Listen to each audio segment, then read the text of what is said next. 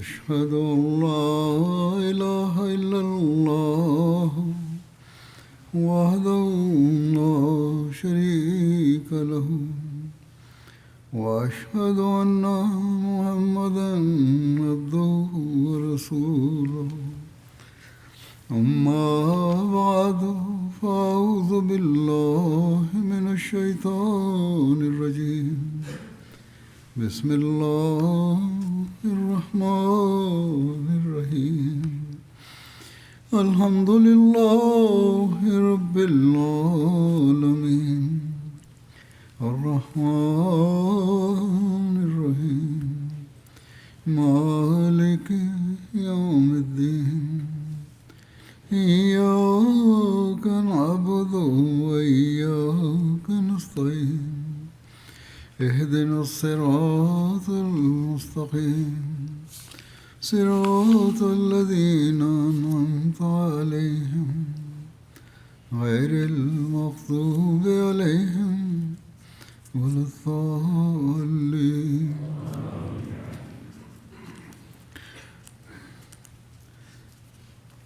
ହୁନେନ୍ ଯୁଦ୍ଧ ପରେ ତହିଁରୁ ପ୍ରାପ୍ତ ହୋଇଥିବା ମାଲେ ଗନିମତ ଅର୍ଥାତ୍ ଯୁଦ୍ଧ ଅର୍ଜିତ ଧନସମ୍ପଦ ଓ ତାହାର ବଣ୍ଟନର ଚର୍ଚ୍ଚା ଚାଲିଥିଲା। ସେହି କ୍ରମରେ ଅତିରିକ୍ତ ଘଟଣାବଳୀର ବର୍ଣ୍ଣନା କରିବି। ହଜରତ ମୁହମ୍ମଦ ମୁସ୍ତଫା ସല്ലଲ୍ଲାହୁ ଆଲୈହି ವಸಲ್ಲಂ ସମସ୍ତ ମାଲେ ଗନିମତ ଜୋରାନ୍ ସ୍ଥାନରେ ଏକତ୍ରିତ କରିବାର ଆଦେଶ ଦେଲେ। ତାପରେ ହୁଜୁର ସല്ലଲ୍ଲାହୁ ଆଲୈହି ವಸಲ್ಲಂ ତାଇଫ୍ ଆଡ଼କୁ ଯାତ୍ରା କଲେ ଏବଂ ସେଠାରେ ପାଖାପାଖି 1 ମାସ ରହିବା ପରେ ଜୋରାନ୍ ଚାଲି ଆସିଲେ।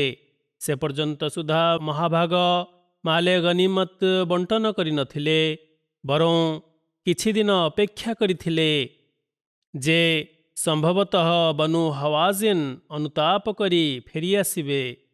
ଏପଟେ ପୁଣ୍ୟଶ୍ଳୋକ ସല്ലଲ୍ଲାହୁ ଆଲୈହି ವಸಲ್ಲಂ ସେମାନଙ୍କ ଅପେକ୍ଷା କରିଚାଲିଥିଲେ, କିନ୍ତୁ ସେପଟେ ବନୁ ହୱାଜିନ୍ ଏହି ଛକାପଞ୍ଜାରେ ନିପତିତ ଥିଲେ ଯେ ଜଣା ନାହିଁ ହଜରତ ମୁହମ୍ମଦ ମୁସ୍ତଫା ସല്ലଲ୍ଲାହୁ ଆଲୈହି ವಸಲ್ಲମଙ୍କ ନିକଟକୁ ଯିବା ଆମମାନଙ୍କ ପାଇଁ ଫଳପ୍ରଦ ହେବ ଅବା ନୁହେଁ। ତେବେ ସେଠାରେ 13-14 ଦିନ ଅପେକ୍ଷା କରିବା ପରେ ହୁଜୁର ସല്ലଲ୍ଲାହୁ ଆଲୈହି ವಸಲ್ಲମ ମାଲେ ଗନିମତ ମୁସଲମାନମାନଙ୍କ ମଧ୍ୟରେ ବଣ୍ଟନ କରିବା ଆରମ୍ଭ କରିଦେଲେ। ସେତେବେଳେ ବନୁ ହୱାଜିନ୍ର 14 ଜଣ ପ୍ରତିପତ୍ତିଶାଳୀ ବ୍ୟକ୍ତି ଇସଲାମ ଧର୍ମ ସ୍ୱୀକାର କରି ନେଇଥିଲେ। ହୁଜୁର ସല്ലଲ୍ଲାହୁ ଆଲୈହି ವಸಲ್ಲମଙ୍କ ସେବାରେ ସେମାନେ ଉପସ୍ଥିତ ହେଲେ ଓ ଅନୁନୟପୂର୍ବକ କହିଲେ, ଆମର ସମସ୍ତ ଗୋଷ୍ଠୀ ଇସଲାମ ଧର୍ମ ଗ୍ରହଣ କରି ନେଇଛି, ତେଣୁ ହୁଜୁର ସେମାନଙ୍କ ପ୍ରତି କରୁଣା କରନ୍ତୁ। ଏଥିରେ ହୁଜୁର ସല്ലଲ୍ଲାହୁ ଆଲୈହି ವಸಲ್ಲମ କହିଲେ, ମୁଁ ଅନେକ ଦିନ ପର୍ଯ୍ୟନ୍ତ ତୁମମାନଙ୍କର ଅପେକ୍ଷା କଲି, କିନ୍ତୁ ତୁମେମାନେ ଆସିଲ ନାହିଁ। ଏବେ ତ ମୁଁ ସମସ୍ତ ମାଲେ ଗନିମତ ବଣ୍ଟନ କରିସାରିଛି। ଆଉ ତୁମେମାନେ ଦେଖୁଅଛ କଏଦୀମାନଙ୍କ ମଧ୍ୟରୁ ଖୁବ୍ କମ୍ ସଂଖ୍ୟକ ବଳକା ରହିଯାଇଛନ୍ତି। ବାକି ସମସ୍ତଙ୍କୁ ମୁଁ ବାଣ୍ଟି ଦେଇଛି। ଅତଃ ଏବେ ତୁମେ ଧନ ଓ ଆସବାବ ଅବା ପୁରୁଷ ଓ ମହିଳା କଏଦୀମାନଙ୍କ ମଧ୍ୟରୁ କୌଣସି ଗୋଟିଏକୁ ଚୟନ କରିନିଅ, ଯାହା କି ମୁଁ ତୁମମାନଙ୍କୁ ପ୍ରଦାନ କରିବି, ଯାହାକି ମୁଁ ତୁମମାନଙ୍କୁ ପ୍ରଦାନ କରିପାରିବି। ସମ୍ଭବତଃ ବସ୍ତୁତଃ ବନୁ ହୱାଜିନ୍ ଦଳ ପୁରୁଷ ଓ ମହିଳା କଏଦୀମାନଙ୍କୁ ଫେରାଇ ନେବାର ନିଷ୍ପତ୍ତି ନେଲେ ଏବଂ ବନୁ ଅବ୍ଦୁଲ ମୁତଲିବ ନିକଟରେ ରହିଥିବା କଏଦୀମାନଙ୍କୁ ହୁଜୁର ସല്ലଲ୍ଲାହୁ ଆଲୈହି ವಸಲ್ಲମ ସଙ୍ଗେ ସଙ୍ଗେ ଫେରାଇ ଦେଲେ। ଯେତେବେଳେ କି ବାକି କଏଦୀମାନଙ୍କ ସମ୍ବନ୍ଧରେ ତାଙ୍କୁ ପରାମର୍ଶ ଦେଲେ ଯେ ସେମାନେ ମୁସଲମାନମାନଙ୍କ ସମ୍ମୁଖରେ ନିଜ ଇସଲାମ ଧର୍ମ ଗ୍ରହଣ କରିବାର ପରିପ୍ରକାଶ କରି ହୁଜୁର ସല്ലଲ୍ଲାହୁ ଆଲୈହି ವಸಲ್ಲମଙ୍କୁ ନିଜ ପାଇଁ ସୁପାରିଶକାରୀ ସ୍ଥିର କରନ୍ତୁ। ସୁତରାଂ ଏହି ଉପାୟ ଅବଲମ୍ବନ କରି ନବୀ ଶ୍ରେଷ୍ଠ ହଜରତ ମୁହମ୍ମଦ ମୁସ୍ତଫା ସല്ലଲ୍ଲାହୁ ଆଲୈହି ವಸಲ್ಲମ ଜଣେ ମହାନ ଦାତାର ନମୁନା ପ୍ରଦର୍ଶନ କରି ବନୁ ହୱାଜିନ୍ର ସମସ୍ତ କଏଦୀମାନଙ୍କୁ ସ୍ୱାଧୀନ କରିଦେଇଥିଲେ। ତେବେ ବନୁ ହୱାଜିନ୍ର ସେହି ପ୍ରତିପତ୍ତିଶାଳୀ ସର୍ଦ୍ଦାରମାନେ ଯେ କି ବେଶ ବାଗ୍ମୀ ଓ କବି ଥିଲେ, କହିବାରେ ନିପୁଣତା ରଖୁଥିଲେ। ସେ ଅତ୍ୟନ୍ତ ହୃଦୟ ଆସନ୍ନିତ ଭାବବେଗର ସହିତ ହୁଜୁର ସଲ୍ଲଲ୍ଲାହୁ ଆଲାଇହି वसल्लमଙ୍କ ନିକଟରେ ଦୟା କରିଥିଲେ, ଦୟା ପ୍ରାର୍ଥନା କରିଥିଲେ ଯେ ହେ ଆଲ୍ଲାହଙ୍କ ବାର୍ତ୍ତାବହ, ଗିରଫ ହୋଇଥିବା ସେହି କଏଦୀମାନଙ୍କ ମଧ୍ୟରେ ଆପଣଙ୍କ ପିଉସୀ, ଆପଣଙ୍କର ଖାଲାମାନେ ଓ ଭଉଣୀମାନେ ମଧ୍ୟ ଅନ୍ତର୍ଭୁକ୍ତ। ଏମାନେ ହୁଜୁର ସଲ୍ଲଲ୍ଲାହୁ ଆଲାଇହି वसल्लमଙ୍କର ବାଲ୍ୟକାଳରେ ଲାଳନ ପାଳନ କରିଥିଲେ, ହୁଜୁର ସଲ୍ଲଲ୍ଲାହୁ ଆଲାଇହି वसल्लमଙ୍କୁ ଆହାର ଖୁଆଇଥିଲେ। ସେ ଏହିପରି କହିଲେ ଯେ ହୁଜୁର ସଲ୍ଲଲ୍ଲାହୁ ଆଲାଇହି वसल्लम ବନୁ ସାଦ୍ ସମ୍ପ୍ରଦାୟର ନିଜର ବାଲ୍ୟକାଳ ଅତିବାହିତ କରିଥିଲେ। ସାଦ୍ ସମ୍ପ୍ରଦାୟରେ ହୁଜୁର ନିଜର ବାଲ୍ୟକାଳ ଅତିବାହିତ କରିଥିଲେ।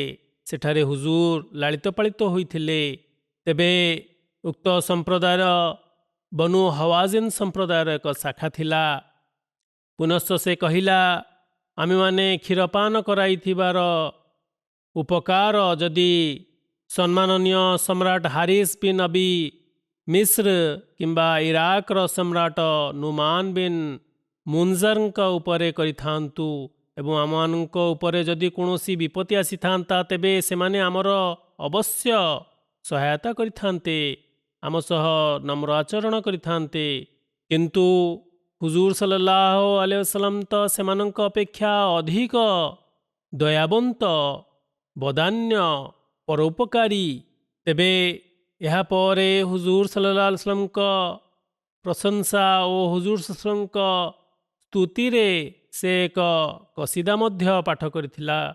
ସେହି ପ୍ରତିନିଧି ମଣ୍ଡଳରେ ହୁଜୁର ସଲ୍ଲଲ୍ଲାହୁ ଆଲାଇହି वसल्लमଙ୍କ ପିତାଙ୍କ ଭାଇ ଅର୍ଥାତ୍ ଚଚା ମଧ୍ୟ ଥିଲେ। ସେ ମଧ୍ୟ ଏହିପରି ମିଳିତ ପ୍ରତିକ୍ରିୟା ସମ୍ବଳିତ ଭାଷଣ ଦେଲେ ଏବଂ ଏହା ମଧ୍ୟ କହିଲେ ଯେ ହେ ଆଲ୍ଲାହଙ୍କ ବାର୍ତ୍ତାବହ, ଯେତେବେଳେ ବାଲ୍ୟକାଳରେ ଆମମାନଙ୍କ ପାଖରେ ଆପଣ ଥିଲେ, ସେତେବେଳେ ମଧ୍ୟ ମୁଁ ଆପଣ ସଲ୍ଲଲ୍ଲାହୁ ଦେଖିଥିଲି। ଆପଣ ବହୁତ ଭଲ ପିଲା ଥିଲେ। ପୁନଶ୍ଚ କିଶୋର ଓ ତରୁଣ ଅବସ୍ଥାରେ ମଧ୍ୟ ମୋତେ ଆପଣଙ୍କୁ ଦେଖିବାର ସୌଭାଗ୍ୟ ଲାଭ ହୋଇଛି। ଯୁବା ଅବସ୍ଥାରେ ମଧ୍ୟ ଆପଣ ଅନ୍ୟମାନଙ୍କ ଅପେକ୍ଷା ଅତ୍ୟନ୍ତ ପୁଣ୍ୟ ସ୍ୱଭାବୀ ଓ ଶିଷ୍ଟ ଥିଲେ। ଆପଣ ତ ଦୟାର ସାକ୍ଷାତ ପ୍ରତିମୂର୍ତ୍ତି, ପରୋପକାରୀ ଓ ନମ୍ର ଆଚରଣକାରୀ। ଆମେମାନେ ଆପଣଙ୍କ ଓ ଆପଣଙ୍କ ବଂଶର, ତେଣୁ ଆପଣ ସଲ୍ଲଲ୍ଲାହୁ ଆଲାଇହି वसल्लम ଆମ ଉପରେ ଦୟା ପରବେଶ ହୁଅନ୍ତୁ ଓ ସେହି ଉପକାରର ଅର୍ଥାତ୍ ବାଲ୍ୟାବସ୍ଥାରେ ଯେଉଁ ଆପଣଙ୍କ ଉପରେ ଆମମାନଙ୍କର ଉପକାର ରହିଛି, ତାହାର ପ୍ରତିଫଳ ସ୍ୱରୂପ ଆପଣ ଆମକୁ ପ୍ରଦାନ କରନ୍ତୁ, ଆପଣ ଆମକୁ କିଛି ପ୍ରଦାନ କରନ୍ତୁ। ତେବେ ଏହାପରେ ଯେପରିକି ମୁଁ କହି ଆସିଲି, ବନୁ ଅବ୍ଦୁଲ ମୁତଲିବ ନିକଟରେ ଯେଉଁ କଏଦୀମାନେ ଥିଲେ, ହୁଜୁର ସଲ୍ଲଲ୍ଲାହୁ ଆଲାଇହି वसल्लम ସେମାନଙ୍କୁ ସଙ୍ଗେ ସଙ୍ଗେ ତାଙ୍କୁ ଫେରାଇ ଦେଇଥିଲେ।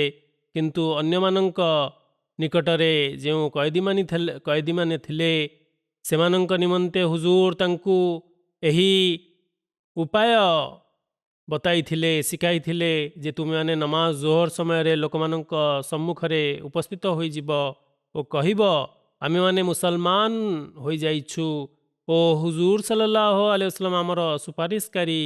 ଆମମାନଙ୍କର ସନ୍ତାନ ଓ ଆମମାନଙ୍କର ମହିଳାମାନଙ୍କୁ ତୁମେମାନେ ଛାଡ଼ିଦିଅ। ତତ୍ସହିତ ହୁଜୁର ସଲ୍ଲଲ୍ଲାହୁ ଆଲାଇହି वसल्लम କହିଲେ, ହେ ସମ୍ମାନସ୍ପଦ ବ୍ୟକ୍ତିମାନେ, ତୁମେମାନେ ମୁସଲମାନମାନଙ୍କ ସମ୍ମୁଖରେ ନିଜ ଇସଲାମ ଧର୍ମର ସ୍ୱୀକାରୋକ୍ତି କରିବା ସହିତ ଏହା କହିବ ଯେ ଆମେମାନେ ତୁମମାନଙ୍କର ଭାଇ।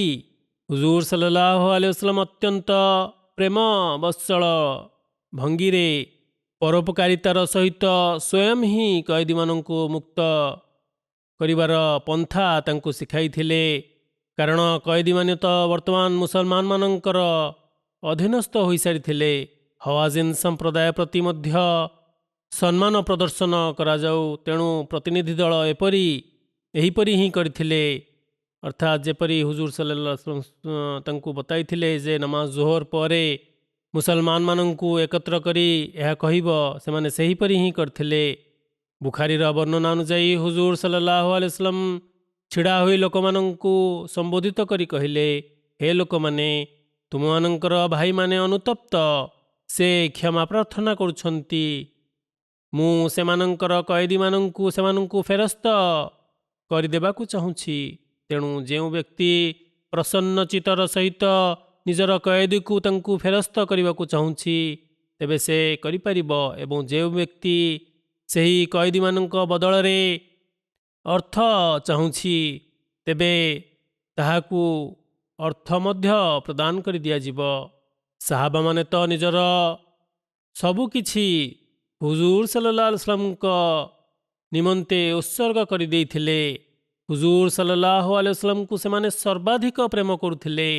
ସେମାନେ କହିବାକୁ ଲାଗିଲେ, ହେ ଅଲ୍ଲାହଙ୍କ ବାର୍ତ୍ତାବହ, ଆମେମାନେ ଆପଣ ସଲ୍ଲଲ୍ଲାହୁ ଆଲୈହି ವಸಲ್ಲମଙ୍କ ପ୍ରସନ୍ନତାର ସକାଶେ ପ୍ରସନ୍ନ ହୃଦୟର ସହିତ ନିଜର କଏଦୀମାନଙ୍କୁ ହୱାଜିନ୍ ସମ୍ପ୍ରଦାୟକୁ ହସ୍ତାନ୍ତର କରୁଛୁ।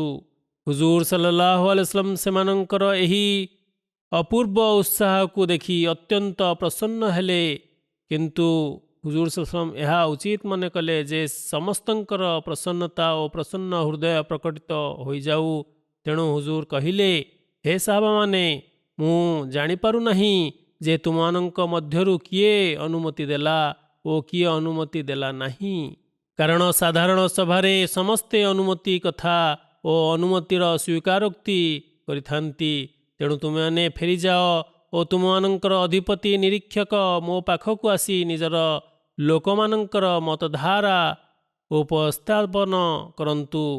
ହୁଜୁର ସଲ୍ଲଲ୍ଲାହୁଙ୍କର ଏହି ଆଦେଶ ପରେ ସମସ୍ତ ଲୋକମାନେ ଆନନ୍ଦ ସହକାରେ ନିଜ କଏଦୀମାନଙ୍କୁ ମୁକ୍ତ କରିବା ନିମନ୍ତେ ମତବ୍ୟକ୍ତ କଲେ ଓ ସେହି ନିରୀକ୍ଷକମାନେ ହୁଜୁର ସଲ୍ଲଲ୍ଲାହୁଙ୍କ ସେବାରେ ଉପସ୍ଥିତ ହୋଇ କହିଲେ, ଏହି ମହାନ ଉପକାର ସେହି ଶତ୍ରୁ ଜାତି ଉପରେ ହୋଇଥିଲା ଯେ ସମସ୍ତ ବନ୍ଦୀମାନଙ୍କୁ ହୁଜୁର ସଲ୍ଲଲ୍ଲାହୁ ବିନା କୌଣସି କ୍ଷତିପୂରଣ ଦେଇ ମୁକ୍ତ କରିଦେଲେ ଏବଂ ନିଜର ନିଷ୍ଠାପର ଓ ବିଶ୍ୱସ୍ତ ସାହାବାମାନଙ୍କର ଭାବବେଗ ପ୍ରତି ହୁଜୁର ଏତେ ଯତ୍ନବାନ ହେଲେ ଯେ କହିଲେ, ପ୍ରତ୍ୟେକ କଏଦୀ ବଦଳରେ 6ଟି ଲେଖାଏଁ ଓଟ ଦିଆଯାଉ।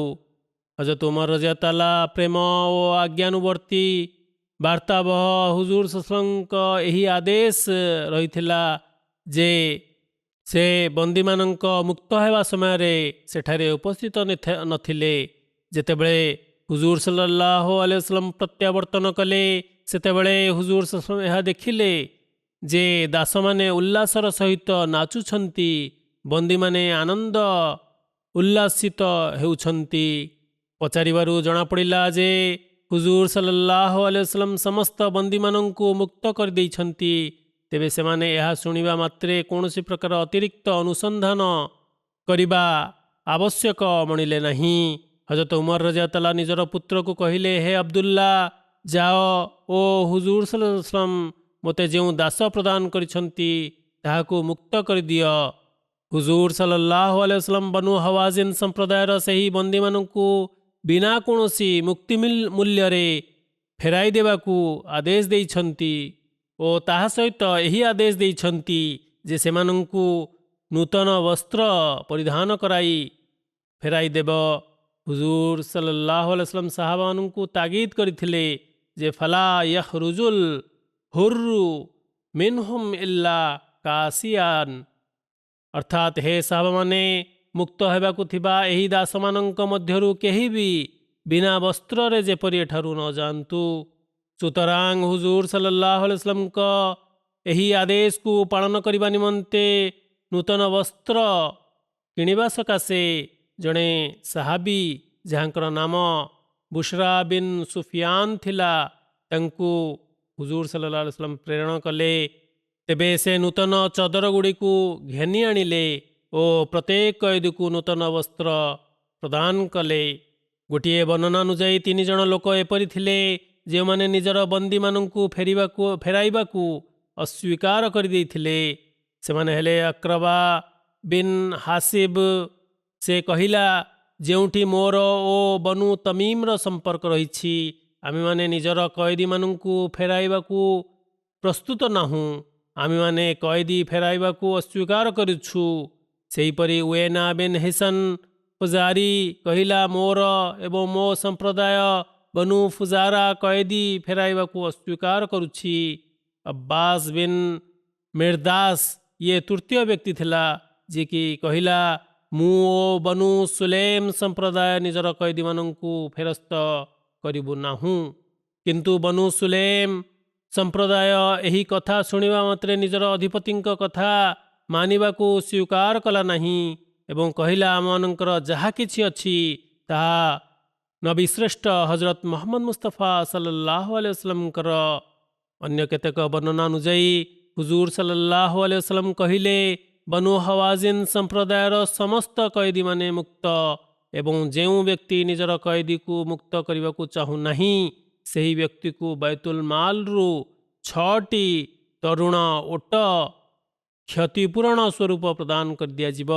ସୁତରାଂ ଏକଥା ଶୁଣି ଅସ୍ୱୀକାର କରିଥିବା ସେହି ଲୋକମାନେ ଯେଉଁମାନେ ନିଜର କଏଦୀମାନଙ୍କୁ ମୁକ୍ତ କରିବାକୁ ରାଜି ହେଉନଥିଲେ ସେମାନେ ମଧ୍ୟ ରାଜି ହୋଇଗଲେ। ଅତଏବ ଏହିପରି ବନୁ ହୱାଜିନ୍ ସମ୍ପ୍ରଦାୟର 6000 ସଂଖ୍ୟକ କଏଦୀମାନଙ୍କୁ କାରାମୁକ୍ତ କରିଦିଆଯାଇଥିଲା, ସ୍ୱାଧୀନ କରିଦିଆଯାଇଥିଲା। ଅନ୍ୟ କେତେକ ବର୍ଣ୍ଣନା ଅନୁଯାୟୀ ଉଏନା ବିନ୍ ହିସନ୍ ଫୁଜାରୀ ନିଜର କଏଦୀକୁ ଶେଷ ପର୍ଯ୍ୟନ୍ତ ଫେରସ୍ତ କରିନଥିଲା, କିନ୍ତୁ ଏହି ଅବଜ୍ଞା ଯୋଗୁଁ ଉଏନା ବିନ୍ ହିସନ୍ ଫୁଜାରୀକୁ ଲଜ୍ଜିତ ହେବାକୁ ପଡ଼ିଥିଲା। ସେ ସମସ୍ତ ପ୍ରକାର କଲ୍ୟାଣ ଓ ବିଭୂତିରୁ ବଞ୍ଚିତ ରହିଥିଲା। ଯେତେବେଳେ ମହାଭାଗଙ୍କୁ ସୂଚନା ମିଳିଲା ଯେ କେବଳ ଉଏନା ବ୍ୟତୀତ ସମସ୍ତ କଏଦୀମାନଙ୍କୁ ସ୍ୱାଧୀନ କରିଦିଆଯାଇଛି, ସେତେବେଳେ ହୁଜୁର ସല്ലଲ୍ଲାହୁ ଆଲାଇହି वसल्लम କହିଲେ, ଆଲ୍ଲାହ ତାଆଲାଙ୍କ ନିକଟରୁ ସେ କ୍ଷତି ସହ୍ୟ କରିବ। ତାହାର କଏଦୀର ଘଟଣା ଏହିପରି ଥିଲା ଯେ ତରୁଣ କନ୍ୟା ବଦଳରେ ସେ ଏକ ବୟସ୍କ ମହିଳାକୁ କଏଦ କରିଥିଲା, ଯାହାଫଳରେ ତାଙ୍କୁ ନିଜ ଇଚ୍ଛା ଅନୁଯାୟୀ ଫିଦିଆ ଅର୍ଥାତ୍ ମୁକ୍ତି ମୂଲ୍ୟ ମିଳିପାରିବ। କାରଣ ଏହି ମହିଳାର ବହୁ ସଂଖ୍ୟକ ପିଲାଛୁଆ ଥିଲେ। ଯେତେବେଳେ ସେହି ମହିଳାଙ୍କ ପୁତ୍ର ଉଏନା ନିକଟକୁ ଆସିଲା ଓ 100 ଗୋଟି ଓଟ ବଦଳରେ ନିଜ ମାତାଙ୍କୁ ମୁକ୍ତ କରିବାର ପ୍ରସ୍ତାବ ଦେଲା, ସେତେବେଳେ ଉଏନା ଅଧିକ ମିଳିବା ଲୋଭରେ ସେହି ମହିଳାଙ୍କୁ ସ୍ୱାଧୀନ କରିବାକୁ ମନା କରିଦେଲା ଓ ତାହାର ପ୍ରସ୍ତାବକୁ ଅସ୍ୱୀକାର କରିଥିଲା। କିନ୍ତୁ କିଛି ସମୟ ପରେ ଉଏନା ସ୍ୱୟଂ ସେହି ପୁତ୍ର ନିକଟକୁ ଗଲା ଆଉ କହିଲା, ତୁମେ ଯେତେ ଗୋଟି ଓଟ ଦେବା ପାଇଁ ପ୍ରସ୍ତାବ ଦେଇଥିଲ, କ'ଣ ଏବେ ମଧ୍ୟ ସେତିକି ଦେବା ପାଇଁ ପ୍ରସ୍ତୁତ ଅଛ? ସେ ଉତ୍ତର ଦେଲା, ଏବେ ତ ମୁଁ 50 ଗୋଟି ଓଟ ଦେବି ବା ଦେଇପାରିବି। ଏପରି ସେ ଆଗକୁ ଆହୁରି ଘଟାଇ ଚାଲିଲା ଓ କହିଲା, ଆଚ୍ଛା ମୁଁ ତାହା ମଧ୍ୟ ଦେବି ନାହିଁ। ଏପରି ମୁକ୍ତି ମୂଲ୍ୟ ଖସି ଖସି ଚାଲିଲା। ଶେଷରେ ଉଏନା କହିବାକୁ ବାଧ୍ୟ ହେଲା ଯେ ତୁମେ ଏହି ବୃଦ୍ଧ ମହିଳାଙ୍କୁ ମୋ ଠାରୁ ମାଗଣାରେ ହିଁ ନେଇଯାଅ। ଏଥିରେ ସେହି ଯୁବକ ଜଣକ କହିଲେ, ମହାଭାଗତ ପ୍ରତ୍ୟେକ ବ୍ୟକ୍ତିଙ୍କୁ ପ୍ରତ୍ୟେକ କଏଦୀଙ୍କୁ ସ୍ୱାଧୀନ କରିବା ସମୟରେ ତାହାକୁ ନୂତନ ବସ୍ତ୍ର ପରିଧାନ କରାଇ ଫେରାଇ ଦେବାକୁ ଆଦେଶ ଦେଇଛନ୍ତି। ସେଥିରୁ ମୋ ମାତା ବଞ୍ଚିତ ରହି ନ ଯାଆନ୍ତୁ, ତେଣୁ ତୁମେ ତାହାକୁ ନୂତନ ବସ୍ତ୍ର ପ୍ରଦାନ କର। ଏଥିରେ ଉଏନା ତାଙ୍କୁ ନିଜ ଚାଦର ଦେବାକୁ ବାଧ୍ୟ ହେଲା ଏବଂ ଏପରି ସେହି ଯୁବକ ଜଣକ ନିଜ ମାତାଙ୍କୁ ନୂତନ ବସ୍ତ୍ର ପରିହିତ କରାଇ ସେଠାରୁ ପ୍ରତ୍ୟାବର୍ତ୍ତନ କଲେ। ବନୁ ହୱାଜିନ୍ ସମ୍ପ୍ରଦାୟର ଅଧିପତି ମାଲିକ ବିନ୍ ଅଫ୍ର ଇସଲାମ ଧର୍ମ ସ୍ୱୀକାର କରିବା ସଂକ୍ରାନ୍ତରେ ଉଲ୍ଲେଖ ରହିଛି ଯେ ହୁଜୁର ସല്ലଲ୍ଲାହୁ ଆଲାଇହି वसल्लम ବନୁ ହୱାଜିନ୍ର ପ୍ରତିନିଧି ମଣ୍ଡଳକୁ ସେମାନଙ୍କର ଅଧିପତି ମାଲିକ ବିନ୍ ଅଫ୍ଙ୍କ ସମ୍ପର୍କରେ ଯେତେବେଳେ ପଚାରିଲେ ଯେ ସେ କେଉଁଠି, ସେତେବେଳେ ସେମାନେ ଉତ୍ତର ଦେଲେ ଯେ ମାଲିକ ଏବେ ବନୁ ସକିଫ୍ ବସ୍ତିରେ ରହିଛି, ଅବସ୍ଥାନ କରୁଛି। ହୁଜୁର ସല്ലଲ୍ଲାହୁ ଆଲାଇହି वसल्लम ସେମାନଙ୍କୁ କହିଲେ, ହେ ହୱାଜିନ୍ ସମ୍ପ୍ରଦାୟ, ତୁମେମାନେ ମାଲିକ ବିନ୍ ଅଫ୍କୁ କହିଦିଅ ଯେ ସେ ଯଦି ଆମ୍ଭ ଆଜ୍ଞା ପାଳନ କରିବ, ଆମକୁ ସ୍ୱୀକାର କରି ଚାଲି ଆସିବ, ତେବେ ତାର ପରିବାରବର୍ଗ ଯେଉଁମାନେ ବନ୍ଦୀ ହୋଇଯାଇଛନ୍ତି ସେମାନଙ୍କୁ ଫେରସ୍ତ କରିଦିଆଯିବ। ଅନ୍ୟ କେତେକ ବର୍ଣ୍ଣନା ଅନୁଯାୟୀ ହୁଜୁର ସല്ലଲ୍ଲାହୁ ଆଲାଇହି वसल्लम ତାର ପରିବାରବର୍ଗଙ୍କ ସକାଶେ ଏହି ବିଶେଷ ଆଦେଶ ଦେଇଥିଲେ ଯେ ମାଲିକ ପରିବାରକୁ କାହାରିକୁ ଦାସ କରା ନ ଯାଉ ଏବଂ ସେମାନଙ୍କ ରହଣୀର ବ୍ୟବସ୍ଥା ମକ୍କାର ଉମ୍ମେ ଅବଦୁଲ୍ଲା ବିନ୍ତେ ଅବି ଉମയ്ୟାଙ୍କ ଘରେ କରାଯାଉ। ସେମାନେ ମାଲିକ ବିନ୍ ଅଫ୍କୁ ତୁରନ୍ତ ସୂଚନା ଦେଇଦେଲେ। ଅର୍ଥାତ୍ ମାଲିକ ବିନ୍ ଅଫ୍ ସେହି ମୁହୂର୍ତ୍ତରେ ହୁଜୁର ସଲ୍ଲଲ୍ଲାହୁ ଆଲୈହି ନିକଟରେ ଉପସ୍ଥିତ ହେଲେ। କିନ୍ତୁ ବନୁ ସକିଫ୍ ସମ୍ପ୍ରଦାୟ ଠାରୁ ଏହି କାରଣରୁ ଡରିଗଲା ଯେ ଯଦି ବନୁ ସକିଫ୍ ସମ୍ପ୍ରଦାୟକୁ ଏହା ଜ୍ଞାତ ହେଲା ଯେ ସେ ମାଲିକ ବିନ୍ ଅଫ୍ ହୁଜୁର ସଲ୍ଲଲ୍ଲାହୁ ପାଖକୁ ଯାଉଛି, ତେବେ ହୁଜୁର ସଲ୍ଲଲ୍ଲାହୁ ମାଲିକ ବିନ୍ ଅଫ୍କୁ ବନ୍ଦୀ କରି ନ ନିଅନ୍ତୁ। ସେଥିପାଇଁ ସେ ଏକ ଅଶ୍ୱ ଓ ଏକ ଓଟ ପ୍ରସ୍ତୁତ କଲେ। ରାତ୍ରର ଅନ୍ଧକାରରେ ସେ ତାଇଫ୍ରୁ ବାହାରି ଜିରାନ୍ଠାରେ ହୁଜୁର ସଲ୍ଲଲ୍ଲାହୁଙ୍କ ସେବାରେ ଉପସ୍ଥିତ ହେଲେ। ହୁଜୁର ସଲ୍ଲଲ୍ଲାହୁ ମାଲିକ ବିନ୍ ଅଫ୍କୁ ତାର ପରିବାର ଫେରସ୍ତ କରିଦେଲେ ଓ 100ଟି ଓଟ ଉପହାର ସ୍ୱରୂପ ମଧ୍ୟ ପ୍ରଦାନ କଲେ। ହୁଜୁର ସଲ୍ଲଲ୍ଲାହୁଙ୍କର ଏହି ବଦାନ୍ୟତା ଦେଖି ମାଲିକ ବିନ୍ ଅଫ୍ ମୁସଲମାନ ହୋଇଗଲା ଓ ସମଗ୍ର ଜୀବନ ନିଷ୍ଠାପର ମୁସଲମାନ ଭାବରେ ଅତିବାହିତ କଲା। ହୁଜୁର ସଲ୍ଲଲ୍ଲାହୁ ପରବର୍ତ୍ତୀ କାଳରେ ତାଙ୍କୁ ହୱାଜିନ୍ ସମ୍ପ୍ରଦାୟର ଶାସକ ବା ଅମୀର ରୂପେ ନିଯୁକ୍ତ କରିଥିଲେ। ତେବେ ମାଲିକ ବିନ୍ ଅଫ୍ ହେଉଛି ସେହି ବ୍ୟକ୍ତି ଯିଏକି ସମଗ୍ର ବନୁ ହୱାଜିନ୍ ସମ୍ପ୍ରଦାୟ ଓ ସକିଫ୍ ସମ୍ପ୍ରଦାୟ ତଥା ଅନ୍ୟ ସମ୍ପ୍ରଦାୟମାନଙ୍କୁ ଏକତ୍ରିତ କରି ହୁଜୁର ସଲ୍ଲଲ୍ଲାହୁ ଆଲୈହି ವಸಲ್ಲମଙ୍କ ବିରୁଦ୍ଧରେ ଯୁଦ୍ଧ ଘୋଷଣା କରିଥିଲା। ହୁଜୁର ସଲ୍ଲଲ୍ଲାହୁଙ୍କୁ ମୂଳୋତ୍ପାଟନ କରିବା ପାଇଁ ଅଣ୍ଟା ଭିଡ଼ିଥିଲା ଓ ହୁଜୁରଙ୍କର ରକ୍ତର ପିପାସୁ ଥିଲା। ଏପରି ବ୍ୟକ୍ତି ପ୍ରତି ହୁଜୁର ସଲ୍ଲଲ୍ଲାହୁଙ୍କର ଏହି ନମ୍ର ଆଚରଣ ପ୍ରଦର୍ଶନ କରିବା ନିଶ୍ଚିତ ରୂପେ ଆପଣଙ୍କର ମହାନତା ଓ ବଦାନ୍ୟତାର ଜ୍ୱଳନ୍ତ ପ୍ରମାଣ। ବନୁ ହୱାଜିନ୍ର କଏଦୀମାନଙ୍କ ମଧ୍ୟରେ ସୀମା ନାମୀ ଜଣେ ମହିଳା ମଧ୍ୟ ଅନ୍ତର୍ଭୁକ୍ତ ଥିଲେ, ଯାହାଙ୍କ ଅସଲ ନାମ ହୁଜେଫା ଥିଲା। ଯେତେବେଳେ ସେ କଏଦ ହେଲେ ସେତେବେଳେ ସେ କହିଲେ, ମୁଁ ତୁମ ନବୀଙ୍କର ରଜାଇ ଅର୍ଥାତ୍ ଜଣେ ମହିଳାଙ୍କ ଠାରୁ କ୍ଷୀରପାନ କରିଥିବା 2 ଛୁଆ, ତେବେ ମୁଁ ତାଙ୍କର ରଜାଇ ଭଉଣୀ। ଫଳରେ ତାଙ୍କୁ ହୁଜୁର ସଲ୍ଲଲ୍ଲାହୁଙ୍କ ସେବାରେ ଉପସ୍ଥିତ କରାଗଲା। ସେତେବେଳେ ସେ ନିଜ ରଜାଇ ସମ୍ପର୍କର ପ୍ରମାଣ ଦେଇ ଦାନ୍ତର ଏକ ଚିହ୍ନ ଦେଖାଇଲେ ଏବଂ କହିଲେ, ଏହି ଚିହ୍ନ ସେତେବେଳର ଯେତେବେଳେ ହୁଜୁର ସଲ୍ଲଲ୍ଲାହୁ ଆଲୈହି ವಸಲ್ಲମ ମୋ କୋଳରେ ଥିବା ଅବସ୍ଥାରେ ମୋତେ କାମୁଡ଼ି ଦେଇଥିଲେ। ପୁନଶ୍ଚ ସେ କହିଲେ, ସେତେବେଳେ ଆମେ ଛେଳି ଚରାଉଥିଲୁ ଓ ହୁଜୁର ସଲ୍ଲଲ୍ଲାହୁଙ୍କ ରଜାଇ ମାତା ପିତା ହେଉଛନ୍ତି ମୋର ଜନ୍ମ କଲା ମାତା ପିତା। ଏକଥା ଶୁଣି ହୁଜୁର ସଲ୍ଲଲ୍ଲାହୁ ନିଜ ସ୍ଥାନରୁ ଛିଡ଼ା ହୋଇଗଲେ ଓ ନିଜ ଚାଦର ବିଛାଇ କହିଲେ, ଏହା ଉପରେ ତୁମେ ବସ। ସେତେବେଳେ ହୁଜୁର ସଲ୍ଲଲ୍ଲାହୁ ଆଲୈହି ವಸಲ್ಲମଙ୍କ ଚକ୍ଷୁରୁ ଅଶ୍ରୁ ନିର୍ଗତ ହୋଇଗଲା। ହୁଜୁର ସଲ୍ଲଲ୍ଲାହୁ ତାଙ୍କୁ ନିଜ ରଜାଇ ମାତା ପିତାଙ୍କ ସଂକ୍ରାନ୍ତରେ ପଚାରିଲେ ଯେ ସେମାନେ କିପରି ଅଛନ୍ତି। ଏଥିରେ ସେ ଉତ୍ତର ଦେଲେ, ତାଙ୍କର ତ ନିଧନ ହୋଇସାରିଛି। ସେଥିଅନ୍ତେ ହୁଜୁର ସଲ୍ଲଲ୍ଲାହୁ ଆଲୈହି ವಸಲ್ಲମ ସେଠାରେ ରହିବାକୁ ଅବା ଫେରିଯିବାକୁ ତାଙ୍କୁ ସ୍ୱାଧୀନତା ପ୍ରଦାନ କଲେ। ସେ ଇସଲାମ ଧର୍ମ ଗ୍ରହଣ କରିବା ପରେ ସେଠାରୁ ଫେରିଯିବାର ନିଷ୍ପତ୍ତି ନେଲେ। ହୁଜୁର ସଲ୍ଲଲ୍ଲାହୁ ଆଲୈହି ವಸಲ್ಲମ ତାଙ୍କୁ ଭେଟି ସ୍ୱରୂପ 3 ଜଣ ଦାସ ଓ ଜଣେ ଦାସୀ ତଥା ଓଟ ମଧ୍ୟ ପ୍ରଦାନ କରିଥିଲେ। ଅବୁ ଦାଉଦର ଏକ ଦୁର୍ବଳ ବର୍ଣ୍ଣନା ରହିଛି ଯେ ଜୋରାନ୍ ସ୍ଥାନରେ ହୁଜୁର ସଲ୍ଲଲ୍ଲାହୁଙ୍କୁ ତାଙ୍କର ଜଣେ ରଜାଇ ମାତା ସାକ୍ଷାତ କରିବାକୁ ଆସିଲେ, କିନ୍ତୁ ଏହି ତଥ୍ୟ ଦୁର୍ବଳ ଅଟେ।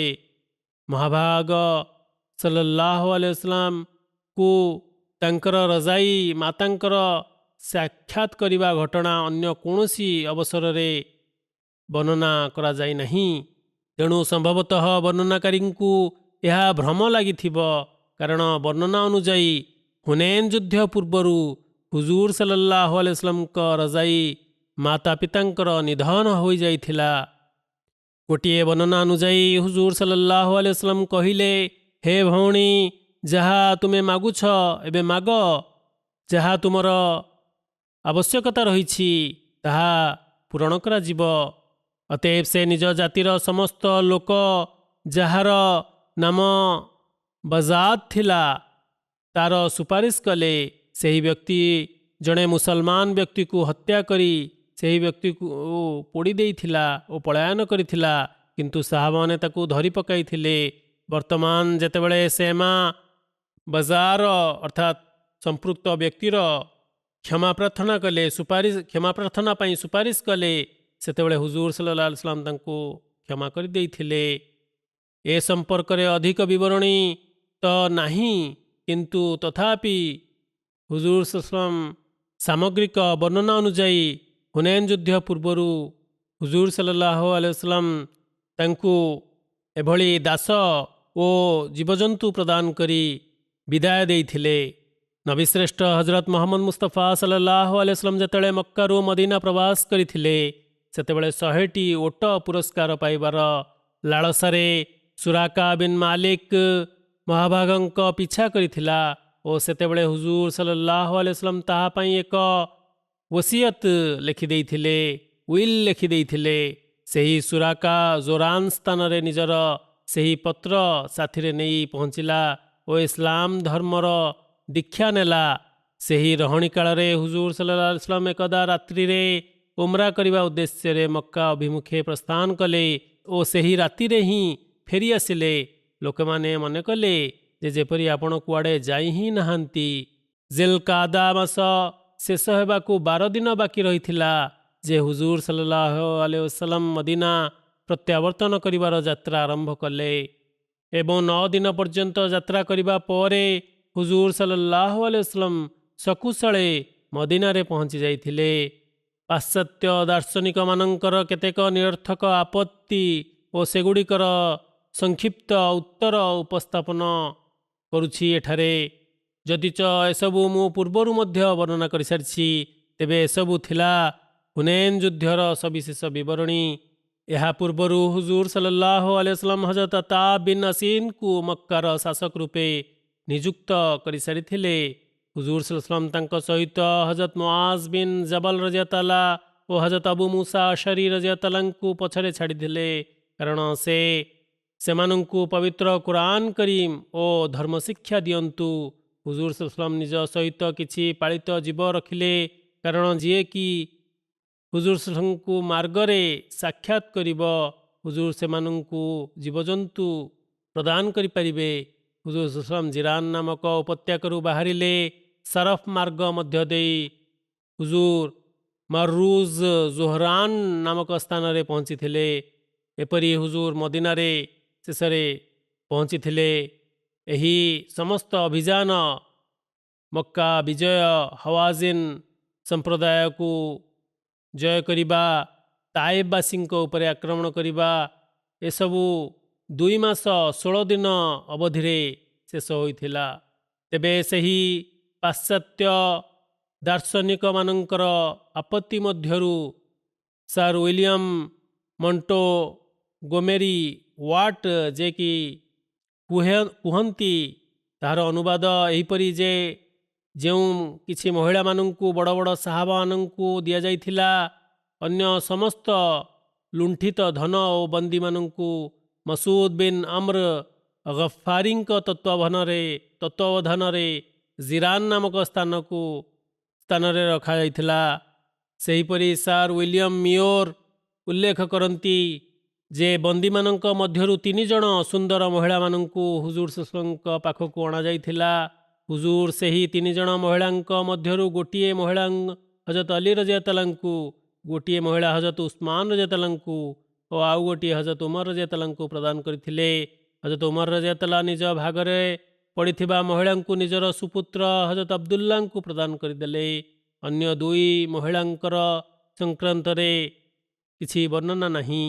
ସେ ଯାହା ହେଉ, ସର୍ ୱିଲିୟମ୍ ମିଓର ସାହେବ ଉଲ୍ଲେଖ କରନ୍ତି ଯେ ତହିଁରୁ ମହମ୍ମଦ ସଲ୍ଲଲ୍ଲାହୁଙ୍କ ଇତିହାସର ଆଭ୍ୟନ୍ତରୀଣ ଜ୍ଞାନ ବୋଧ ହୋଇଥାଏ ଯେ ସେ ଏପରି ବନ୍ଦୀ କନ୍ୟା ପ୍ରଦାନ କରୁଥିଲେ।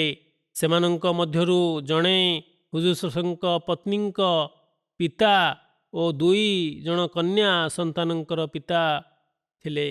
ପୁନଶ୍ଚ ଆପତ୍ତିରୁ ଏକ ଘଟଣା ଉପସ୍ଥାପିତ କରିବା ନିମନ୍ତେ ସାର୍ ୱିଲିୟମ୍ ମିଓର ଏକ ଘଟଣାର ବର୍ଣ୍ଣନା କରିଛନ୍ତି, କିନ୍ତୁ ତହିଁରେ ସେହି ଆପତ୍ତିର କୌଣସି ଭିତ୍ତି ହିଁ ନାହିଁ, କାରଣ ହୁନୈନ ଯୁଦ୍ଧ ଅବସରରେ ବନ୍ଦୀମାନଙ୍କର ଏପରି ବଣ୍ଟନ, ଯହିଁରେ ଦାସୀମାନଙ୍କୁ ଏପରି ଦେବାର ବର୍ଣ୍ଣନା କରାଯାଉଛି, ତାହାର ସିରତ ହଲବିୟା ତବକାତ ଇବ୍ନେ ସାଦରେ ମିଳୁନାହିଁ, କିନ୍ତୁ ଅର୍ଥ ବଣ୍ଟନର ଚର୍ଚ୍ଚା ମିଳୁଅଛି। ତବକାତେ ଇବ୍ନେ ସାଦରେ ଉଲ୍ଲେଖ ରହିଛି, ସେଦିନ ମୁସଲମାନମାନଙ୍କୁ 6000 କଏଦୀ ମିଳିଥିଲେ। ଅବିଶ୍ୱାସକାରୀମାନେ ମୁସଲମାନ ହୋଇ ହୁଜୁର ସଲ୍ଲଲ୍ଲାହୁ ପାଖରେ ଆସି କହିଲେ, ହେ ଆଲ୍ଲାହଙ୍କ ବାର୍ତ୍ତାବହ, ଆପଣ ଲୋକମାନଙ୍କ ମଧ୍ୟରେ ସର୍ବୋତ୍ତମ। ଆମମାନଙ୍କର ଧନ, ପତ୍ନୀ, ସନ୍ତାନ ଗିରଫ ହୋଇଛନ୍ତି। ଆପଣ ମୁସଲମାନମାନଙ୍କୁ କୁହନ୍ତୁ ଯେ ସେମାନେ ତାଙ୍କୁ ସ୍ୱାଧୀନ କରିଦେବେ, ତେବେ ଏହା ଆମ ଉପରେ ଆପଣଙ୍କର ଋଣ ହେବ। ଆଉ ଯଦି କେହି ଏଥିରେ ଅରାଜି ହୁଅନ୍ତି, ତେବେ ତାହାର କ୍ଷତିପୂରଣ ମଧ୍ୟ ଆମେ ପରିଶୋଧ କରିବା ପାଇଁ ପ୍ରସ୍ତୁତ ଅଛୁ।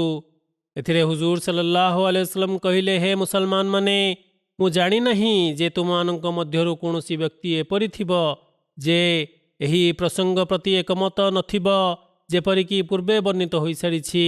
ଅତଏବ ତୁମେମାନେ ନିଜର ପ୍ରତିନିଧି ପଠାଅ, ଯିଏ ମୋତେ ମୋ ସମ୍ମୁଖରେ ସବୁ ଅର୍ଥାତ୍ ତୁମମାନଙ୍କର ମନ କଥା କହିପାରିବ। ହୁଜୁର ସଲ୍ଲଲ୍ଲାହୁଙ୍କ ସମ୍ମୁଖରେ ପ୍ରତିନିଧିମାନେ ଉପସ୍ଥିତ ହେଲେ ଏବଂ ସେମାନେ ସମସ୍ତେ ରାଜି ଥିଲେ କଏଦୀମାନଙ୍କୁ ନିଜ ନିଜର କଏଦୀମାନଙ୍କୁ ଫେରସ୍ତ କରିବା ପାଇଁ। ପୂର୍ବେ ହୁନୈନ ଯୁଦ୍ଧରେ ବନ୍ଦୀମାନଙ୍କର ବ୍ୟବସ୍ଥା ଓ ସେମାନଙ୍କର କାରାମୁକ୍ତ ନିମନ୍ତେ ହୁଜୁର ସଲ୍ଲଲ୍ଲାହୁଙ୍କ ଦୟାମୟ ଆଚରଣର ବିସ୍ତୃତ ବିବରଣୀ ହୋଇସାରିଛି। ଏହି ଐତିହାସିକ ସତ୍ୟତାରୁ ସାର୍ ୱିଲିୟମ ମିଓର ମଧ୍ୟ ଭଲ ଭାବରେ ଅବଗତ। ସେହି କାରଣରୁ ୱିଲିୟମ ମିଓର ଏହି ବିବରଣୀକୁ ନିଜର ଆପତ୍ତିମୂଳକ ବର୍ଣ୍ଣନା ଶୈଳୀରେ ପରିପ୍ରକାଶ କରି ପାରିଲା ନାହିଁ। ସାର୍ ୱିଲିୟମ ମିଓର ଉଲ୍ଲେଖ କରନ୍ତି ଯେ ହୁନୈନ ଯୁଦ୍ଧର ସମସ୍ତ ବନ୍ଦୀମାନଙ୍କୁ ମୁକ୍ତ କରିଦିଆଯାଇଥିଲା।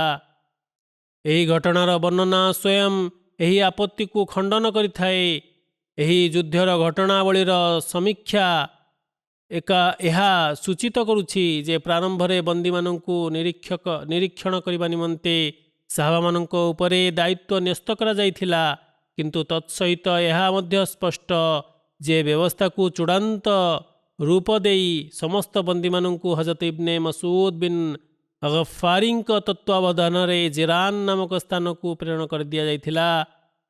ପୁନଶ୍ଚ ଯେତେବେଳେ ତାଇଫରୁ ଫେରି ହୁଜୁର ସଲ୍ଲଲ୍ଲାହୁ ଆଲୈହି वसल्लम ହୱାଜିନ୍ ସମ୍ପ୍ରଦାୟର ଲୋକମାନଙ୍କ ସହିତ କଥାବାର୍ତ୍ତା କଲେ, ସେତେବେଳେ ହୁଜୁର ଅତ୍ୟନ୍ତ ନମ୍ରତାର ସହିତ ଉଦାରତାର ସହିତ ପ୍ରତ୍ୟେକ ବନ୍ଦୀମାନଙ୍କୁ ସ୍ୱାଧୀନ କରିଦେଇଥିଲେ।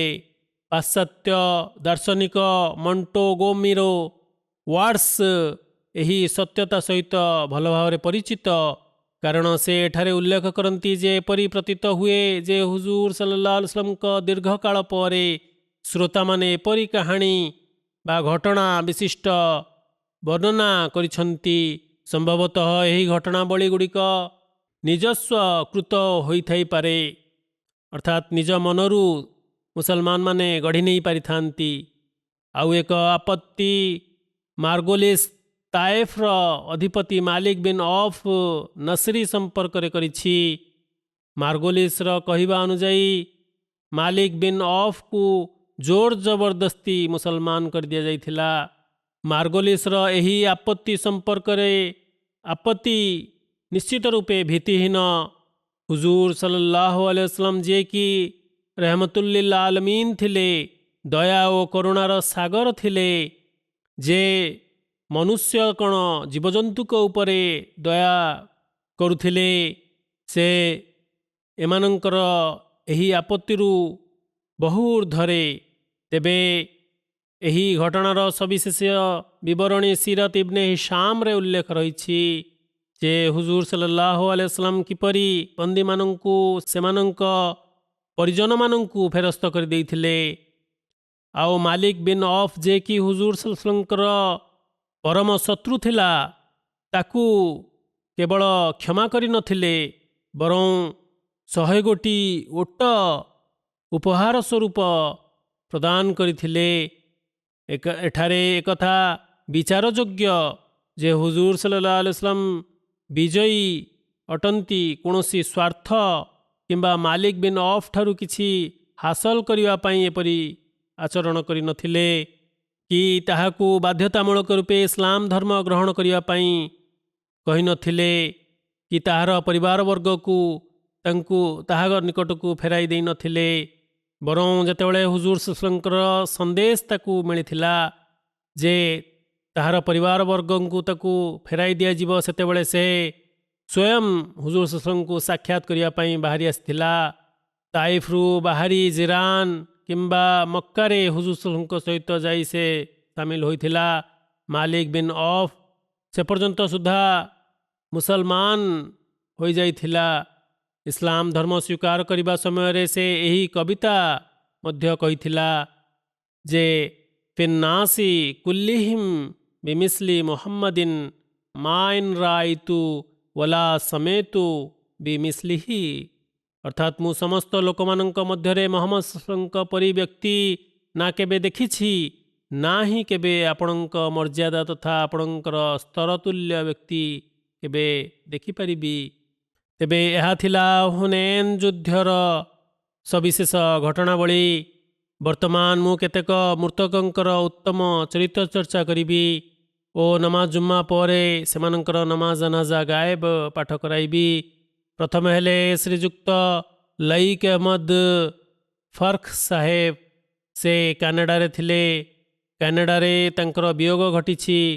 ଅନେକ ବର୍ଷ ଧରି ସେ ଜଣେ ଉତ୍ସର୍ଗୀକୃତ ଜୀବନଯାପନ କରି ଆସୁଥିଲେ। ଡାକ୍ତର ଭାବରେ ମଧ୍ୟ ଆଫ୍ରିକାରେ ସେବା ସମ୍ପାଦନ କରିଛନ୍ତି। ବିଗତ ଦିନରେ 83 ବର୍ଷ ବୟସରେ ତାଙ୍କର ନିଧନ ହୋଇଛି। ଇନ୍ନା ଲିଲ୍ଲାହି ଓ ଇନ୍ନା ଇଲୈହି ରାଜିଉନ୍। ସ୍ୱର୍ଗତ ଲଇକ୍ ସାହେବ ଓସିୟତ କରିଥିଲେ, ଶୋକ ସନ୍ତପ୍ତରେ ଗୋଟିଏ ପତ୍ନୀଙ୍କ ବ୍ୟତୀତ ଗୋଟିଏ ପୁତ୍ର ସନ୍ତାନ ଓ 2ଟି କନ୍ୟା ସନ୍ତାନ ରହିଛନ୍ତି। ମଜଲିସ୍ ନୁସରତ ଜାହାଁ ଅଧୀନରେ 1974 ମସିହାରେ ସେ ତାଙ୍କୁ ଘାନା ପ୍ରେରଣ କରିଦିଆଯାଇଥିଲା। 1978 ମସିହା ପର୍ଯ୍ୟନ୍ତ ସେ ସେଠାରେ ସେବା ସମ୍ପାଦନ କରିଥିଲେ। 30 ବର୍ଷ କାଳ ନିଜ ୱକ୍ଫକୁ ସମ୍ପୂର୍ଣ୍ଣ କରିଥିଲେ। ତାଙ୍କର ସ୍ୱାସ୍ଥ୍ୟ ଅବସ୍ଥା ଭଲ ନ ରହିବାରୁ ସେ ଛୁଟି ଚାହିଁଥିଲେ। ତେବେ ଖଲିଫତୁଲ ମସିହ ସାଲିସ୍ ତାଙ୍କୁ ଅତିରିକ୍ତ 1 ବର୍ଷ କାମ କରିବା ନିମନ୍ତେ କହିଲେ। ସ୍ୱର୍ଗତଙ୍କ ପାଖକୁ ଅତ୍ୟନ୍ତ ଜଟିଳ କେସ୍ ଆସୁଥିଲା। ଯେତେବେଳେ ତାଙ୍କ ନିକଟକୁ କର୍କଟ ରୋଗୀ ଆସୁଥିଲେ, ସେତେବେଳେ ସେ ଅନ୍ୟ ହସ୍ପିଟାଲକୁ ରେଫର କରିଦେଉଥିଲେ, ଅର୍ଥାତ୍ ଆପଣ ସରକାରୀ ହସ୍ପିଟାଲକୁ ରେଫର କରିଦେଉଥିଲେ ଓ କହୁଥିଲେ ଯେ ସରକାରୀ ଡାକ୍ତରଖାନାକୁ ନେଇଯାଆନ୍ତୁ।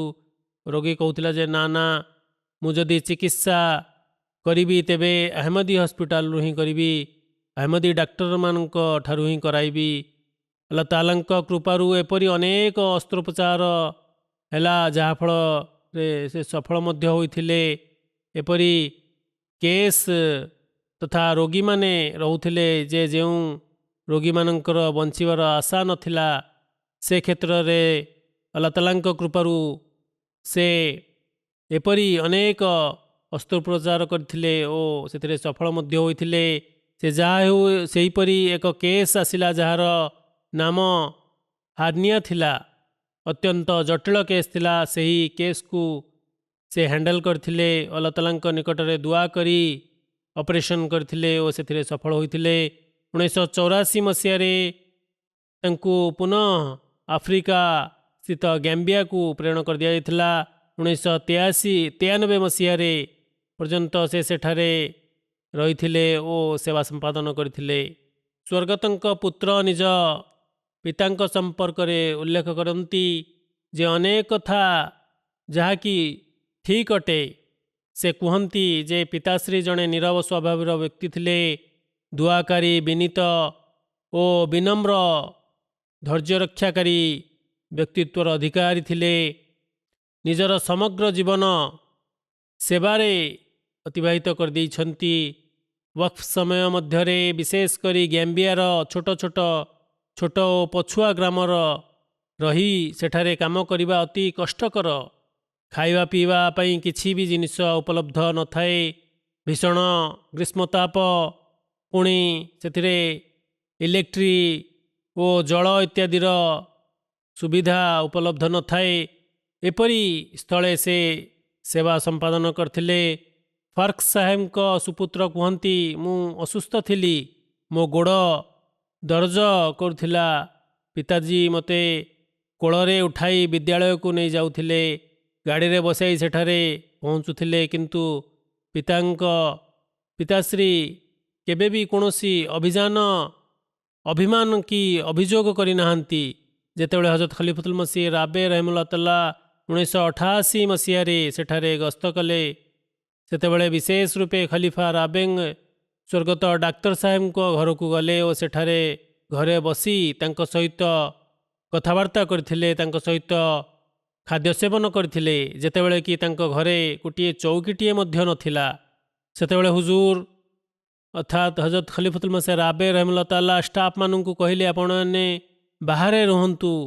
ଆଉ ହୁଜୁର ନିଜେ ପିତାଶ୍ରୀଙ୍କ ସହିତ ବସି ଖାଇବା ଖାଇଥିଲେ। ଏହା ବହୁତ ବଡ଼ ମର୍ଯ୍ୟାଦା ଓ ସମ୍ମାନର କଥା। ଅତଏବ ଏହା ଆମମାନଙ୍କ ନିମନ୍ତେ ବଡ଼ ସୌଭାଗ୍ୟ ଥିଲା। ସେ କୁହନ୍ତି, ଲାହୋରଠାରେ ଚାକିରି କରିଥିବା ସମୟରେ ଏକ ଘଟଣା ଘଟିଥିଲା।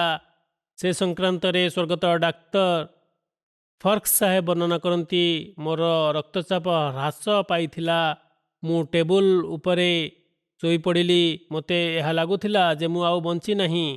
ଡାକ୍ତରମାନେ ମଧ୍ୟ ନିଜ ଉପରେ ସନ୍ଦେହ ପ୍ରକାଶ କରନ୍ତି ଓ ସେମାନଙ୍କୁ ଜ୍ଞାତ ମଧ୍ୟ ହୋଇଯାଏ ଯେ ରୋଗୀ ମୃତ୍ୟୁବରଣ କରିବ ବା ନୁହେଁ। ଇତିମଧ୍ୟରେ ଆପଣଙ୍କୁ ଏକ ସ୍ୱର ଶୁଭିଲା, ତାହା ଏହା ଥିଲା ଯେ ବର୍ତ୍ତମାନ ଶେଷ ସମୟ ଆସିନାହିଁ। କାନାଡ଼ା ଯିବା ପରେ ସେହି ସମୟ ଆସିବ। ଏହାପରେ ଆଲ୍ଲାହ ତାଆଲା ଅତ୍ୟନ୍ତ ପୂର୍ଣ୍ଣତାର ସହିତ ଅନେକ ବର୍ଷ ପରେ ଏହି ଘଟଣାକୁ ପୂରଣ କରିଥିଲେ କାନାଡ଼ାରେ।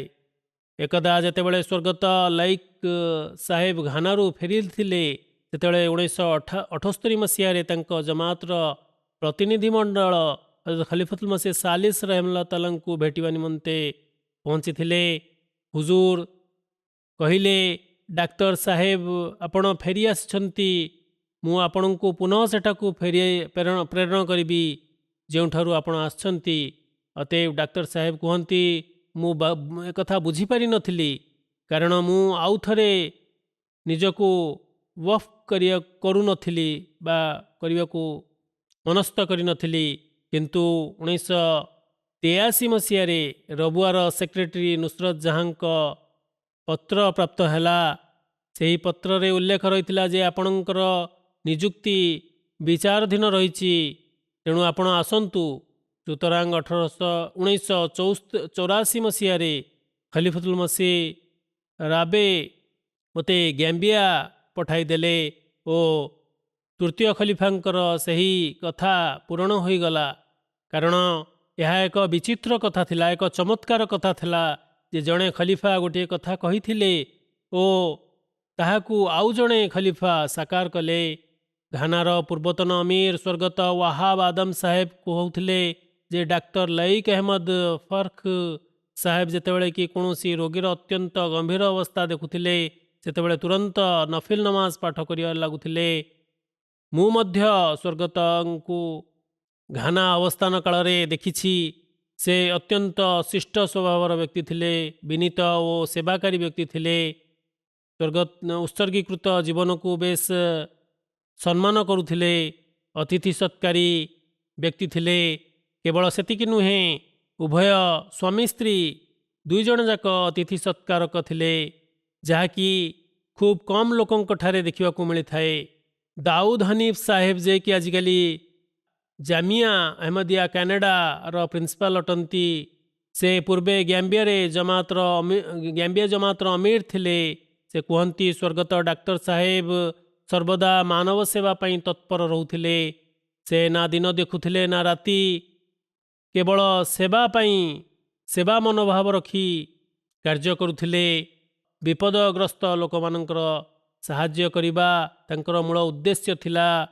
ଏଭଳି ସ୍ଥାନରେ ଯେଉଁଠି ନା ବିଦ୍ୟୁତ୍ ଥିଲା, ନା ଜଳ ଥିଲା, ନା ଟେଲିଫୋନ୍ ଥିଲା, ଆଉ ନଈ ଓ କୂପରୁ ଦୂର ଅଞ୍ଚଳକୁ ଯାଇ ପାଣି ଆଣିବାକୁ ପଡ଼ୁଥିଲା, ଏଭଳି ସ୍ଥାନରେ ମହମବତୀ ଲଣ୍ଠନ ବ୍ୟବହାର କରି ସେ ଅସ୍ତ୍ରୋପଚାର କରୁଥିଲେ। ଆଜିକାଲି ତ ଡାକ୍ତରମାନେ ଏହାକୁ ସ୍ୱୀକାର କରିବାକୁ କଦାପି ପ୍ରସ୍ତୁତ ହେବେ ନାହିଁ। କ'ଣ ସେମାନଙ୍କୁ ଏହା ଜଣା ଯେ ଏହା କିପରି ହୋଇଥାଏ? ସ୍ୱର୍ଗତ ଡାକ୍ତର ସାହେବ ସେହିପରି ଅବସ୍ଥାରେ କାର୍ଯ୍ୟ କରିଥିଲେ, ସେବା କରିଥିଲେ। ଏକଦା ଚୋରମାନେ ଏକ ଘରେ ଡକାୟତି କଲେ ଓ ଲୋକମାନେ କୋଳାହଳ କରିବାକୁ ଲାଗିଲେ। ଶେଷରେ ଲୋକମାନେ ଚୋରମାନଙ୍କୁ ଘେରି ନେଇଥିଲେ। ଫଳତଃ ସେମାନେ ନିଜର ଏକ କଟଲସ୍ ନାମକ ଖଣ୍ଡା ପରି ଦିଶୁଥିବା ଏକ ଧାରୁଆ ଅସ୍ତ୍ର ବାହାର କରି ଜଣେ ବ୍ୟକ୍ତିକୁ ଉପରେ ପ୍ରହାର କରିଦେଲେ, ଆକ୍ରମଣ କଲେ। ଫଳରେ ଜଣେ ବ୍ୟକ୍ତି ଗମ୍ଭୀର ରୂପେ ଆହତ ହେଲା। ତୁରନ୍ତ ରାତ୍ର ସମୟରେ ଡାକ୍ତର ସାହେବଙ୍କୁ ଡକାଗଲା। ଡାକ୍ତର ସାହେବ ତାଙ୍କର ସଙ୍ଗେ ସଙ୍ଗେ ଅସ୍ତ୍ରୋପଚାର କରିଥିଲେ ଆଉ ଟର୍ଚ୍ଚ ଲାଇଟ୍ ଓ ମୋମବତୀ ଆଲୁଅରେ ସେ ତାହାର ଅପରେସନ୍ କରିଥିଲେ, ଯାହାକି ଆଜିକା ସମୟରେ ଡାକ୍ତରମାନେ ଚିନ୍ତା ହିଁ କରିପାରିବେ ନାହିଁ ଯେ ଏହା କିପରି ସମ୍ଭବ। ଆଲ୍ଲାହ ତାଆଲାଙ୍କ କୃପାରୁ ସେ ସେଥିରେ ସଫଳ ମଧ୍ୟ ହୋଇଥିଲେ ଓ ରୋଗୀ ଜଣକ ସୁସ୍ଥ ମଧ୍ୟ ହୋଇଥିଲେ। ପରବର୍ତ୍ତୀ ସମୟରେ ପୁଣି ଯେଉଁ ରୋଗୀମାନେ ତାଙ୍କ ନିକଟକୁ ଆସୁଥିଲେ ଓ ଦୂରରୁ ଆସୁଥିଲେ ଆଉ ରାସ୍ତା ଖର୍ଚ୍ଚ ପାଇଁ ମଧ୍ୟ ତାଙ୍କ ପାଖରେ ପଇସା ନଥିଲା, ସେ ସେମାନଙ୍କ ସାହାଯ୍ୟ କରୁଥିଲେ ଆଉ ଦୂରବର୍ତ୍ତୀ ଅଞ୍ଚଳରେ ରହିଥିବା ରୋଗୀମାନଙ୍କୁ ଦେଖିବା ପାଇଁ ମଧ୍ୟ ସ୍ୱୟଂ ଚାଲି ଯାଉଥିଲେ ଓ ତାଙ୍କର ଉପଚାର କରି ଚିକିତ୍ସା କରି ଫେରୁଥିଲେ। ତେବେ ଉକ୍ତ ଅଞ୍ଚଳର ଜଣେ ସାଂସଦ ଯେତେବେଳେ ତାଙ୍କୁ ଜ୍ଞାତ ହେଲା ଯେ ଡାକ୍ତର ସାହେବ ଏଭଳି ଚିକିତ୍ସା କରି ଲୋକମାନଙ୍କୁ ସୁସ୍ଥ କରୁଛନ୍ତି, ସେତେବେଳେ ସେ ତାଙ୍କର କୃତଜ୍ଞତା ଜ୍ଞାପନ କରିବା ନିମନ୍ତେ ଡାକ୍ତର ସାହେବଙ୍କ କ୍ଲିନିକକୁ ଆସିଥିଲେ।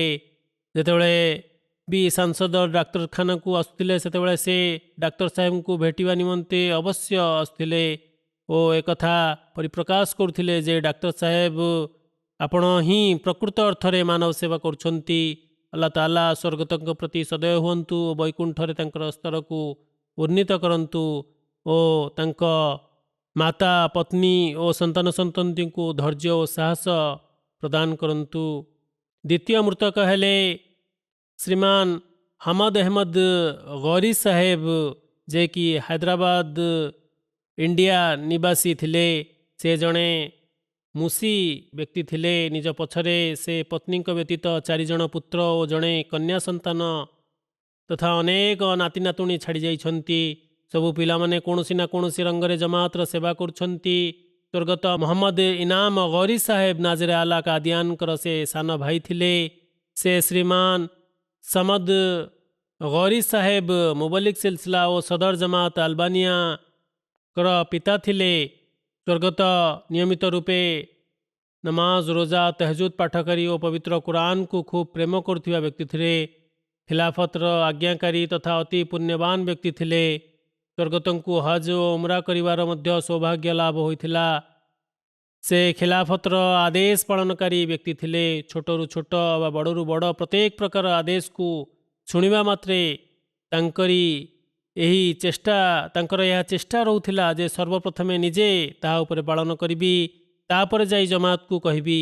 ଏହାଫଳରେ ଆଲ୍ଲାହ ତାଆଲାଙ୍କ କୃପାରୁ ତାଙ୍କୁ ସଫଳତା ମଧ୍ୟ ମିଳୁଥିଲା। ସେ ହୋମିଓପାଥି ଉପଚାର ମଧ୍ୟ କରୁଥିଲେ ଓ ନିଜ ଘରେ ହୋମିଓପାଥିର ଔଷଧ ଗଚ୍ଛିତ ରଖିଥିଲେ, ଯାହାକି ସେ ଲୋକମାନଙ୍କୁ ମାଗଣାରେ ବିତରଣ କରୁଥିଲେ। ଅର୍ଥଦାନ କରିବାରେ ସର୍ବାଗ୍ରେ ରହୁଥିଲେ। ଅତି ସହାନୁଭୂତିଶୀଳ ଓ ଦୟାବାନ ବ୍ୟକ୍ତି ତଥା ପରିଜନମାନଙ୍କୁ ନିଜ ଘରେ ଏକତ୍ରିତ କରିବା, ସେମାନଙ୍କର ଦୁଃଖ ସୁଖରେ ଉପସ୍ଥିତ ହେବା ତାଙ୍କର ବିଶେଷ ଗୁଣ ଥିଲା। କେନ୍ଦ୍ରୀୟ ପ୍ରତିନିଧି ଓ ମୁରବୀମାନଙ୍କର ବେଶ ମାନ ସମ୍ମାନ କରୁଥିଲେ। ସ୍ୱର୍ଗତ ବିଭିନ୍ନ ପଦ ଯେପରିକି ନାଏବ ଅମିର, ହାଇଦ୍ରାବାଦ ସେକ୍ରେଟାରୀ, ତାଲିମୁଲ କୁରାନ, ସାହିର ସଦର ଓ ନାଜିମ ଅନସାରୁଲ୍ଲାହ ତଥା ନାଏବ ସଦର ଅନସାରୁଲ୍ଲାହ ଜୁନୁବି ହିନ୍ଦ ଇତ୍ୟାଦି ଗୁରୁଦାୟିତ୍ୱ ତୁଲାଇବାର ସୌଭାଗ୍ୟ ଅର୍ଜନ କରିଛନ୍ତି। ସେ ଯାହା ହେଉ ଜମାତର ଯଥେଷ୍ଟ ସେବା କରିବାର ତାଙ୍କୁ ସୁଯୋଗ ମିଳିଛି। ଏପରିକି ସେ ଲଣ୍ଡନର ବାର୍ଷିକ ଧର୍ମ ସମ୍ମିଳନୀରେ ମଧ୍ୟ ଥରେ ଯୋଗ ଦେଇଥିଲେ। ଆଲ୍ଲାହ ତାଆଲା ତାଙ୍କ ପ୍ରତି କ୍ଷମା ଆଚରଣ ପୂର୍ବକ ସଦୟ ହୁଅନ୍ତୁ। ତାଙ୍କ ପୁତ୍ର ମୁବଲିକ ସିଲସିଲା, ଯିଏକି ଆଲବାନିଆରେ ମୁତୟନ ଅଛନ୍ତି, ତାଙ୍କ ଜନାଜାରେ ସାମିଲ ହୋଇପାରି ନାହାନ୍ତି। କର୍ମକ୍ଷେତ୍ରରେ କାର୍ଯ୍ୟରତ ଥିବା ଯୋଗୁଁ ଆଲ୍ଲାହ ତାଆଲା ତାଙ୍କୁ ମଧ୍ୟ ଧୈର୍ଯ୍ୟ ପ୍ରଦାନ କରନ୍ତୁ ଓ ମୃତକଙ୍କ ପ୍ରତି କ୍ଷମା ଆଚରଣ କରନ୍ତୁ ଆଲ୍ଲାହ ତାଆଲା ଓ ବୈକୁଣ୍ଠରେ ତାଙ୍କ ସ୍ତରକୁ ଊର୍ଦ୍ଧ୍ୱଗାମୀ କରନ୍ତୁ।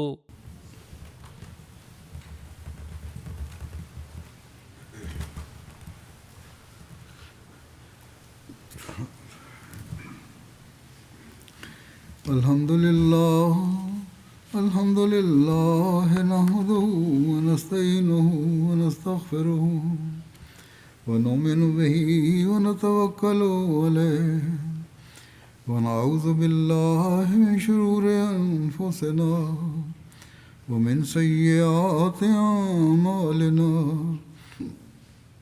من يهده الله فلا مضل له ومن يضلل فلا هادي له ونشهد أن لا إله إلا الله ونشهد أن محمدا عبده ورسوله عباد الله رحمكم الله إن الله يأمر بالعدل والإحسان وإيتاء ذي القربى وينهى عن الفحشاء والمنكر والبغي يعظكم لعلكم تذكرون اذكروا الله يذكركم وادعوه يستجب لكم ولذكر الله أكبر